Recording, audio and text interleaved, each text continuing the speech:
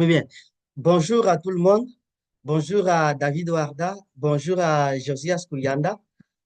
Bonjour à tous les frères et sœurs qui nous suivent de loin. Aujourd'hui, nous avons un thème assez intéressant qui sera partagé par nos deux frères, nos deux confrères, tous deux en Côte d'Ivoire, dans leur milieu de mission. Le thème qui nous réunit aujourd'hui, c'est le phénomène chrétien en Afrique aujourd'hui. Avant de commencer, je vais donner la parole à chacun de nos invités pour qu'il se présente. Chacun va dire son nom, ce qu'il fait, et puis voilà, se présenter de façon brève pour que ceux qui nous suivent sachent un peu avec qui nous allons débattre ce sujet assez intéressant. Alors, David Ouarda, tu as la parole pour te présenter, et puis voilà.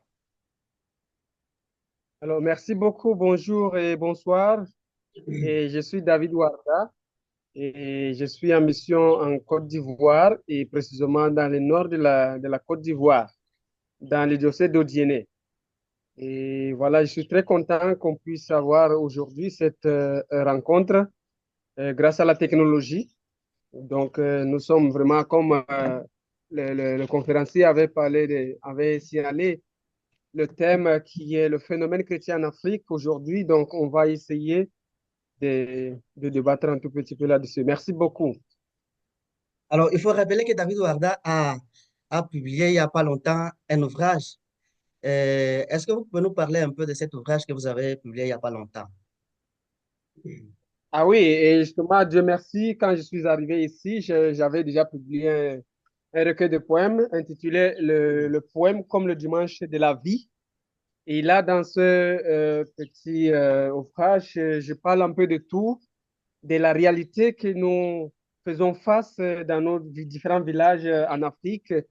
Et quand je parle de l'Afrique, sûrement au Cameroun chez moi, ici en Côte d'Ivoire, où je connais un peu aussi, et, et aussi en Colombie, où nous avons un peu passé du temps. Donc, les réalités que nous rencontrons et aussi la, la,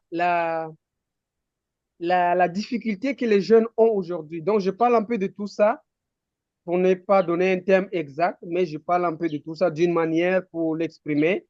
Et aussi, c'est comme une prise de conscience, c'est comme une invitation à la conscientisation de la jeunesse, vu ce que nous vivons aujourd'hui comme réalité et un peu partout dans le monde. Ah, merci bien. On aura le temps de bien présenter cet ouvrage, peut-être même aller thème par thème pour voir un peu de façon ample les sujets que vous traitez dans votre ouvrage. Ça sera certainement dans une autre émission parce que le thème qui nous réunit aujourd'hui, c'est le phénomène chrétien en Afrique aujourd'hui. Alors, nous allons donner la parole à notre invité, à Josias. Josias, vous allez vous présenter de façon brève et puis nous dire un peu ce que vous faites aussi. Et puis, comment vous vous sentez là-bas en Côte d'Ivoire? Euh, Bonjour, bonsoir, comme déjà dit, Côte d'Ivoire, concrètement passant, on a diocèse aussi de Bâton. Pour la pastoral, Alors, est-ce que vous d'abord, m'entendez très bien, Josias? oui, oui, oui, Ah, je t'entends très bien. il semble qu'on ne suit pas bien ce que vous dites là. Est-ce que vous pouvez vous rapprocher un peu de votre micro? Ah, ok, ok. Oui, je dis que je m'appelle Josias, comme déjà dit François. Donc, je suis à Bassin, dans la diocèse aussi de Grand Bassin, et pour faire des cours de français, pour posteriorement passer à mission au nord. Donc, je me sens très content ici en Côte d'Ivoire avec David Guaza. D'abord, toutes les choses marchent très bien. le processus de la formation pour la langue marche très bien. Ah, ok, merci beaucoup. Nous rappelons que David Ouarda et Josias sont des missionnaires avériens de Yarumal, un institut fondé par un Colombien qui s'appelait Miguel Ángel Builes. Moi-même, je fais partie de la communauté. Nous sommes tous des confrères et nous sommes en année pastorale. Alors, chers amis, chers frères, nous avons un thème, le phénomène chrétien en Afrique aujourd'hui. Alors, je vais commencer par David Ouarda. Pouvez-vous nous parler, sans rentrer en profondeur, de ce phénomène chrétien aujourd'hui en Afrique? Alors, Badi François, c'est vraiment un thème très, très complexe qu'il faut prendre avec beaucoup de sérieux. Et c'est vrai qu'au fur et à mesure que nous évoluons, nous voyons que ça prend de l'ampleur, ce phénomène dont tu fais mention dans le thème. Ça prend de l'ampleur et aussi ça se vit d'une autre manière dans chaque localité et dans chaque pays. Par exemple, moi, si je peux vous parler en quelque sorte de ce phénomène, peut-être un peu de chez moi, et ici en Côte d'Ivoire, là où je suis en train de faire la pastorale. Alors, ce phénomène, c'est inquiétant, si, c'est inquiétant, et en même temps, c'est vraiment spectaculaire ce phénomène chrétien qui se vit aujourd'hui en Afrique. Et parce que le contenu est des fois un peu ambigu, on n'arrive pas à cerner justement cela. Et aussi, je disais que tantôt c'est complexe parce qu'on ne peut pas le reprocher de quoi que ce soit, mais plutôt il faut prendre beaucoup de distance pour essayer d'analyser, pour essayer de discerner et avant de se prononcer parce qu'on ferait très tôt de l'erreur de dire quoi que ce soit là-dessus. Bon, pas qu'on ne puisse pas dire quelque chose, mais et pas qu'on ait le taxe d'une sorte, d'une manière ou d'une autre, on ne peut pas le taxer, mais c'est inquiétant qu'on voyait. Partout, on voit des églises, partout, on voit déjà tout le monde court à gauche, à droite pour chercher le miracle à tout prix, avec la torche en journée et en nuit. Donc, vraiment, ça cause des problèmes. Je ne sais pas si on peut aller en tant que conférencier, tu nous dis quelle direction on peut y prendre pour répondre parce que de cette façon, c'est un peu vague. Il sait comment dire les choses. Merci. Très bien, très bien. Merci beaucoup pour cette introduction. Mais est-ce qu'on peut définir de façon nette et précise ce que le christianisme en Afrique aujourd'hui? Alors, définir comme tel, je crois qu'on peut le définir selon la compréhension de tout un chacun. Parce que les concepts aujourd'hui, c'est très complexe. Si moi je dis le christianisme, voilà, c'est suivre le Christ et, et avec toutes ces exigences et tout, c'est compréhensible pour moi, mais est-ce que c'est compréhensible pour l'autre? Surtout que ça vient dans un autre contexte qui est différent. Par exemple, la réalité en Afrique, nous le savons, c'est pas la même chose un chrétien qui pratique sa foi en Occident, en Europe, qu'un chrétien qui pratique sa foi ici, et que ce soit en Côte d'Ivoire, que ce soit au Cameroun. Et surtout ici, là où nous sommes en train de voir, vraiment, c'est trop, trop, trop inquiétant. Surtout que le christianisme tel que vécu aujourd'hui, on cherche beaucoup plus ce qui est émotionnel, ce qui nous, c'est-à-dire ce qui nous bouge, ce qui nous booste, voilà, ce qui nous interpelle. On n'a pas besoin de, par exemple, des prédications qui un peu glacées, qui un peu d'une manière, mais on veut que ça soit un peu chaud, comme ce que les nouveaux charismatiques sont en train de le faire. Donc, si on le prend dans ce sens, on le comprend aussi dans notre contexte, non? Donc, définir comme tel pour dire que voilà une définition, en réalité, ça n'existe, ce n'est pas possible. Ce n'est pas vraiment possible. Oui, tout à fait, avec les différentes ramifications que prend le christianisme en Afrique, c'est tout à fait complexe. Mais bon, comme vous l'avez bien si mentionné, il s'agit de dire ce christianisme-là, chacun à partir de son vécu, à partir de son univers. C'est bien noté. Alors, nous allons repartir avec Josias Kuyanda. Lui, il est de l'Angola. Angola. Il parle portugais. aussi l'espagnol. Maintenant, il est en train d'apprendre le français. Nous allons essayer un peu de voir si, quelle différence y a-t-il entre le christianisme qui se vit en Angola et celui qui se vit en Côte d'Ivoire, Josias. Pouvez-vous nous parler un peu? Y a-t-il une perception, c'est-à-dire, depuis votre perception des choses, vos expériences, vos différentes expériences, y a-t-il une différence? Avez-vous perçu une différence? Euh, François, merci beaucoup pour ça. Donc, je vois que il y a trop de différence entre le Beaucoup de christianisme différences. chrétien en Nous Angola. allons voir cette Oui, différence-là. oui. Oui. D'abord, les premières différences. Ici, je vois les christianismes, les gens cherchent quelque chose. C'est pas beaucoup de personnes qui sont dans l'église ou sont chrétiens pour la foi, mais pour la réalité que chacun. Ah, c'est très Euh, important ce que vous dites. la, Excusez-moi, c'est très important ce que vous dites. Ça veut dire que là-bas, depuis votre, c'est-à-dire, d'après votre expérience, des gens partent à l'église non pas seulement pour adorer Dieu, mais sinon c'est parce qu'ils ont quelque chose à demander à Dieu. Ça veut dire c'est une foi intéressée. C'est une foi intéressée. Ça veut dire si je vais à l'église, c'est pour lui demander quelque chose. Et après avoir obtenu cette chose-là, on oublie déjà Dieu, on ne va plus à l'église, on oublie où se trouve l'église, les portes de l'église. et regardez que une chose que j'ai demandé, que j'ai noté ici, Mhm. les gens, les choses qu'elle peut faire, elle dit que Dieu sera pour moi. Et pour Ah, nous, notre ah, ah. réalité, je ne sais pas, euh, parce que Angola, c'est pas un pays 100% chrétien à cause de 7 ans de guerre. Je pense que pour ça. Mais nous connaissons qu'il y a choses que sommes nous-mêmes pour faire. Il y a choses aussi que Dieu peut faire. Mais ici, quand je demande quelque chose, les gens disent non, Dieu va c'est faire pour pas le moi. moment parce que Dieu va faire pour moi. Donc, je vois que les chrétiens ont Allô? une vision Allô, Josias, différente. est-ce que vous pouvez reprendre, s'il vous plaît?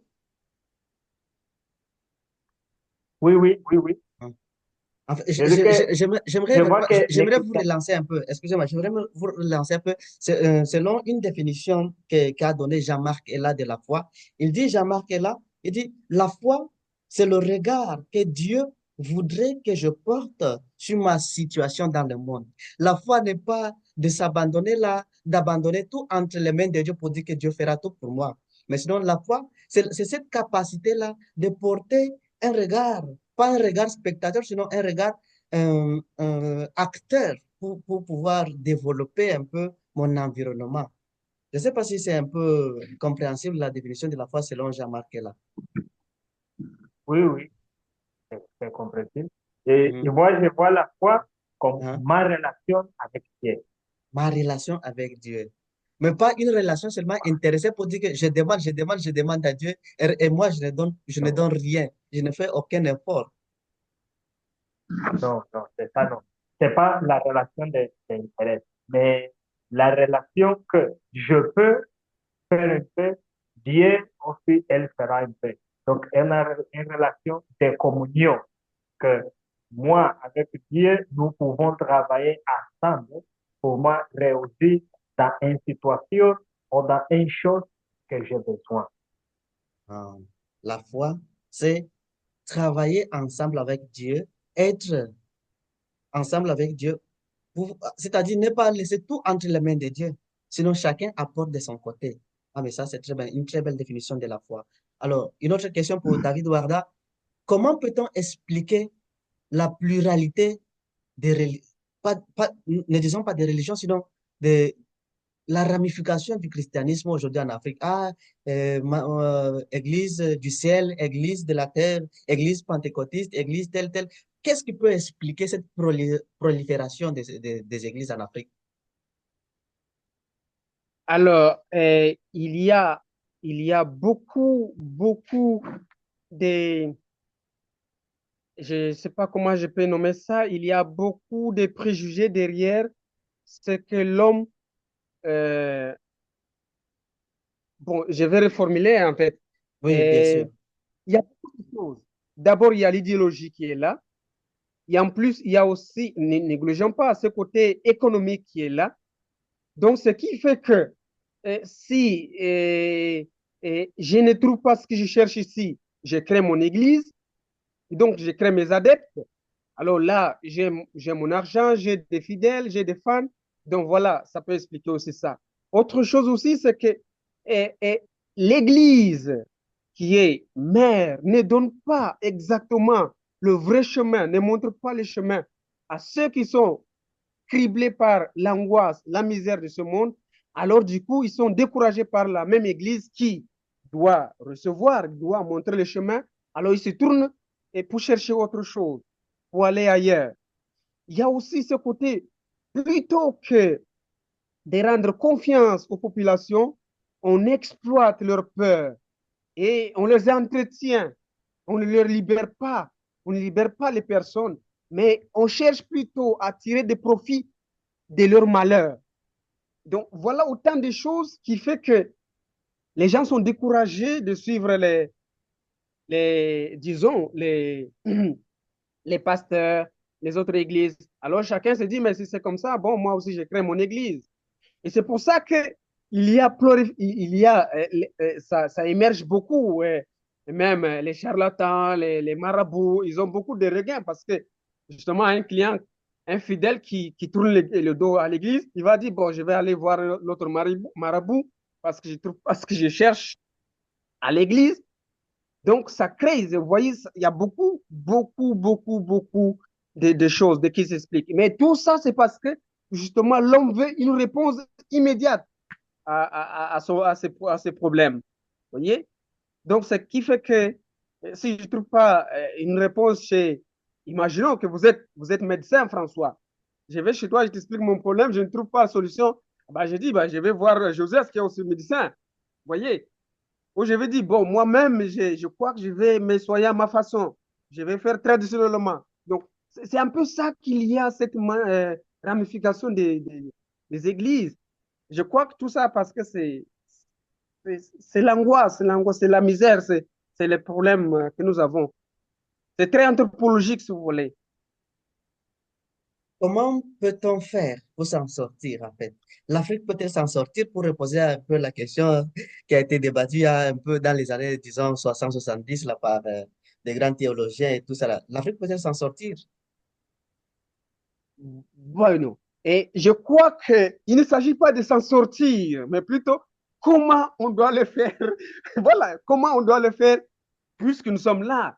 Nous sommes là dedans. Il ne s'agit pas de s'en sortir, mais plutôt comment on pense à évoluer malgré ça. Voyez?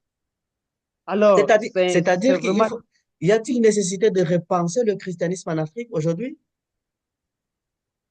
bon, repenser, je crois que je ne dirais pas pour ma part, mais plutôt, hum, c'est-à-dire, le christianisme, si on peut le nommer, si c'est nominatif, peut repenser sa manière de vivre ou de se faire en Afrique.